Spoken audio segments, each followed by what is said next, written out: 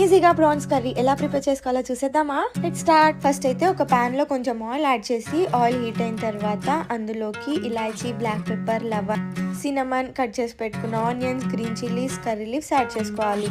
Next ఒక mixer jar లో dry coconut ని కూడా వేయించుకొని ఆనియన్స్ గోల్డెన్ బ్రౌన్ కలర్ అయిన తర్వాత మంచిగా గ్రైండ్ చేసుకోవాలి. గ్రైండ్ చేసి పెట్టుకున్న ఆనియన్ పేస్ట్ ని ఆయిల్ లోకి యాడ్ చేసి అందులోకి కొంచెం turmeric powder, ginger garlic paste, అలాగే క్లీన్ గా వాష్ చేసి పెట్టుకున్న ప్రాన్స్ యాడ్ చేసి ఒక 5 మినిట్స్ వరకు కుక్ అవ్వనివ్వాలి.